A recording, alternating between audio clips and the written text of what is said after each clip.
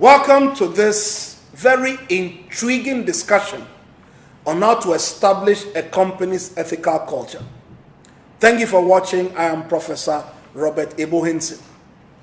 Now, in this presentation, I want to sort of discuss with you the stages of the moral development of managers.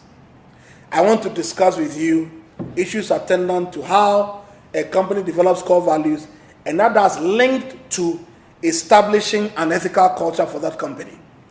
I'll discuss issues attending to how to maintain a strong ethical culture. I'll also share with you 10 ethical issues that most businesses face. And then I'll close out by discussing 10 common obstacles to achieving ethical business.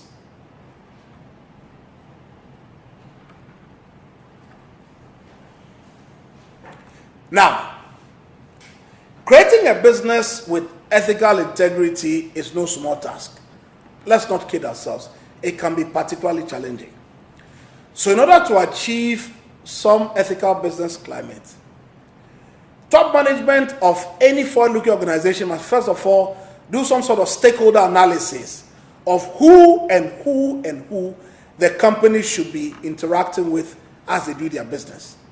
Because as I speak today, profitability is not enough to make a business ethical. Indeed, ethical companies sometimes can sacrifice profits, or at least immediate profits, for the greater good of their various stakeholder audiences. So there's the need to explore the components that generate a culture of ethical behavior in businesses, starting with the core values that shapes the company's ethical posture. I had the blessing of working 3.5 weeks ago for a major state organization where we worked on redefining the vision, the mission, and the core values of the institution. So drawing from the spirit of the core values, the ethical climate of the organization can be clearly established. Now, irrespective of the climate that's built, managers must still come to work every day and want to either adhere to the climate or conduct themselves in ways that violates the ethical fiber of the organization.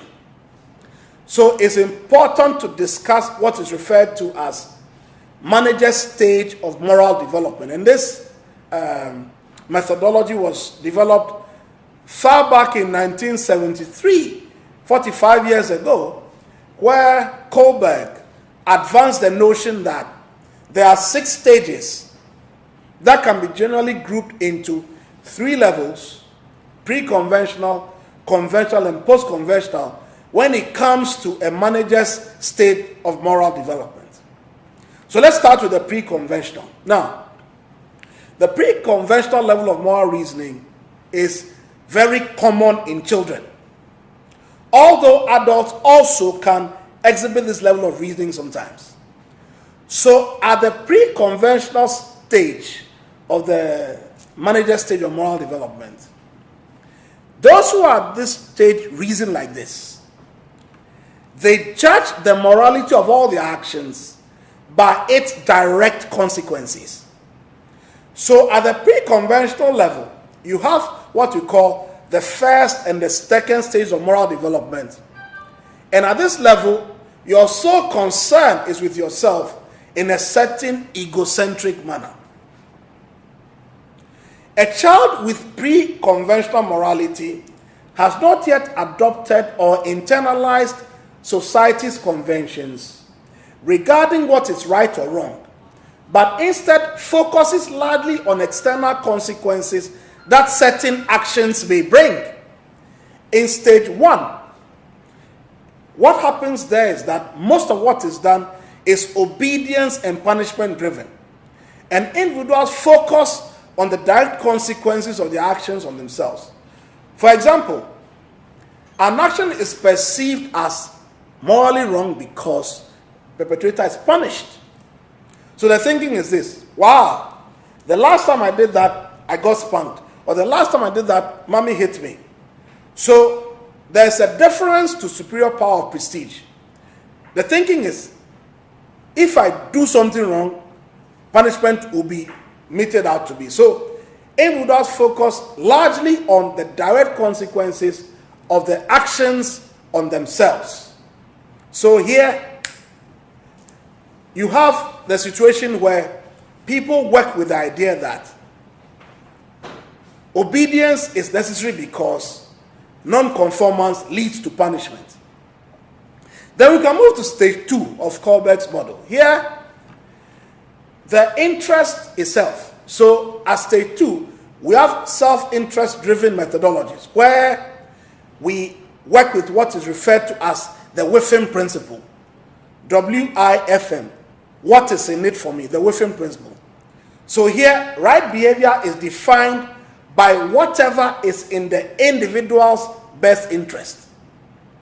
So stage 2 reasoning shows a certain limited interest in the needs of others, but only to a point where it is going to further the individual's own self-interest.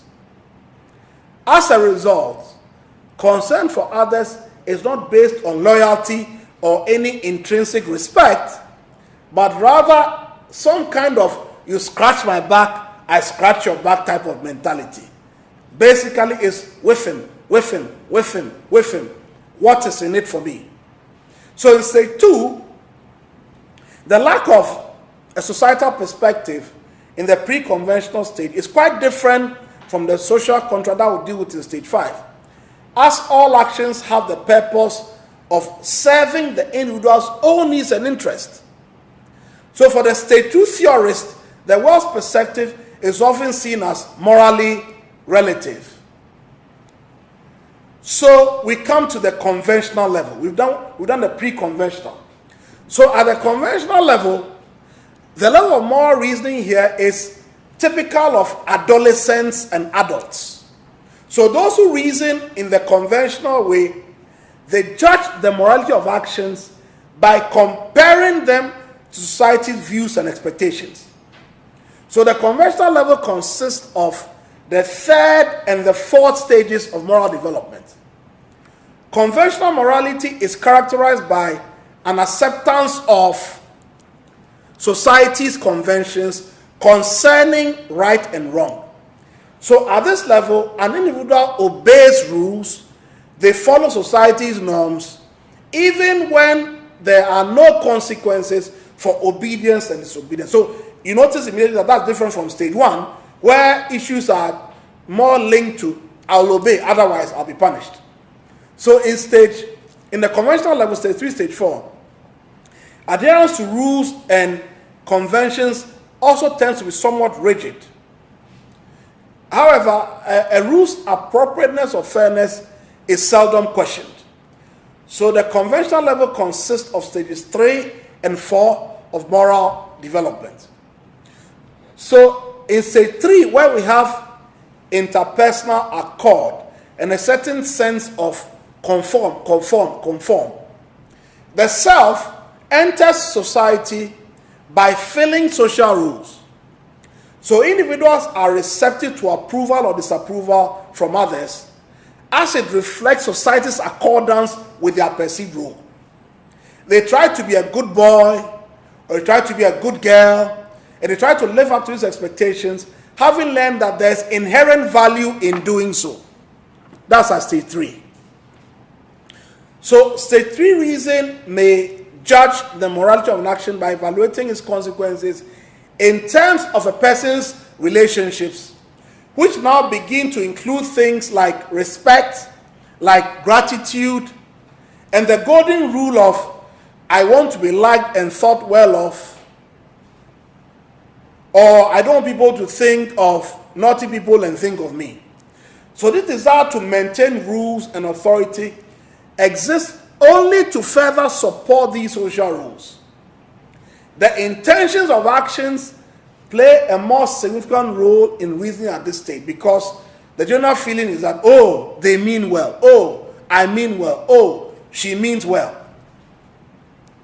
So in stage 4, we are dealing with a manager whose stages of moral development pertain more to authority and they tend to be social order, obedience driven.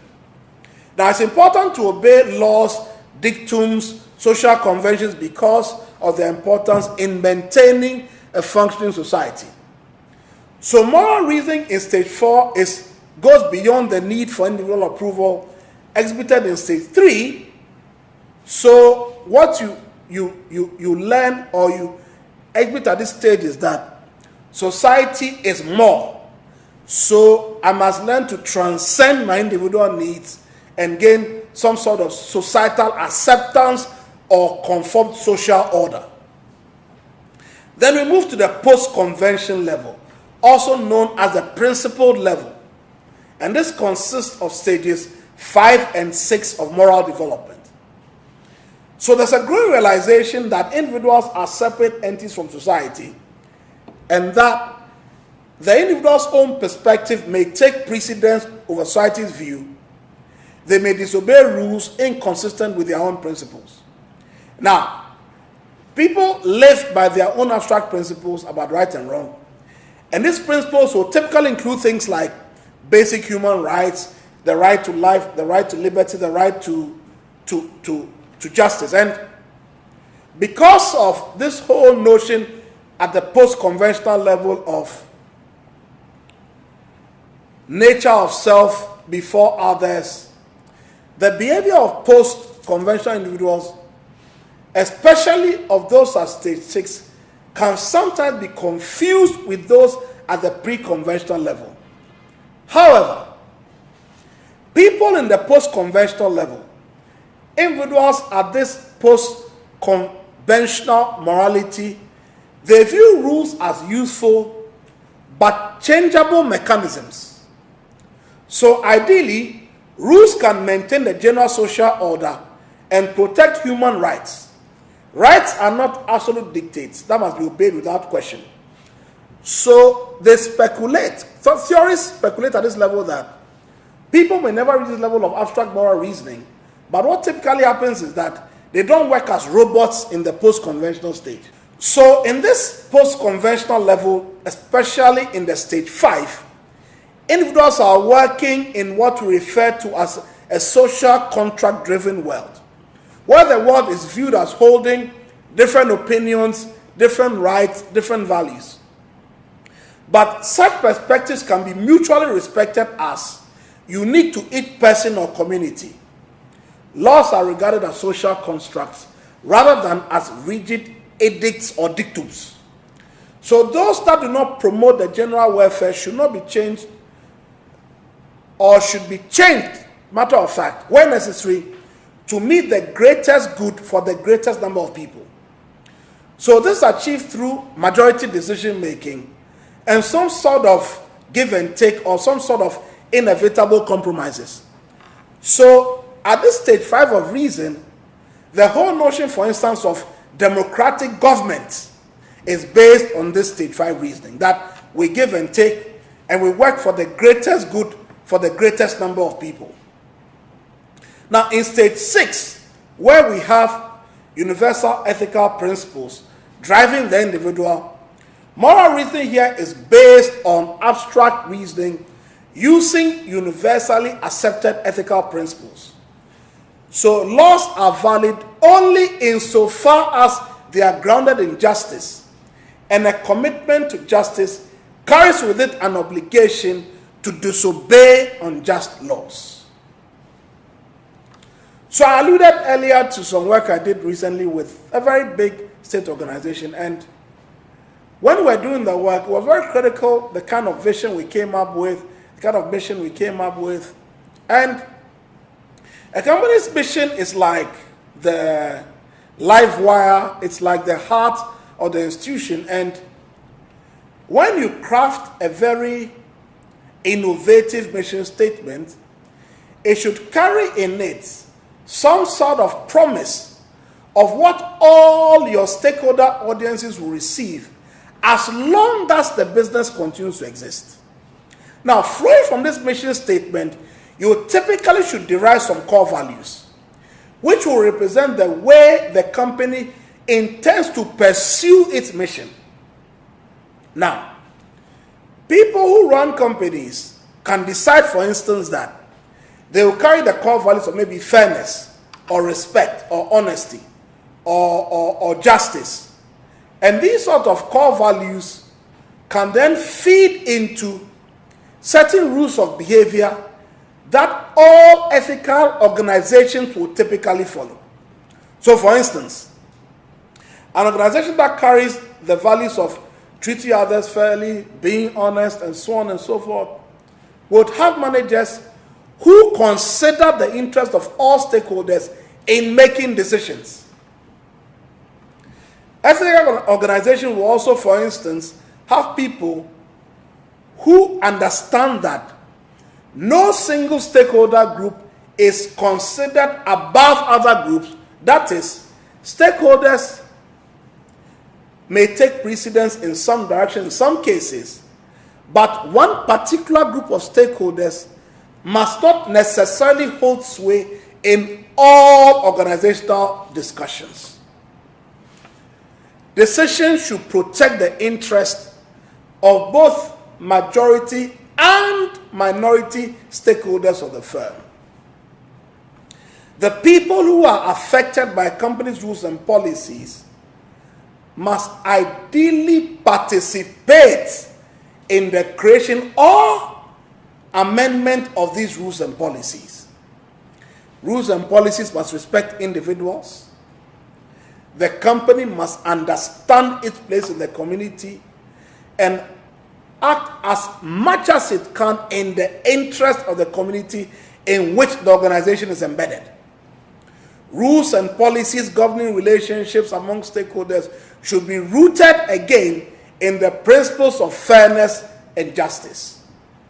I want to thank you very much for listening. I'll come to you again on key steps you must take to establish a company's ethical culture.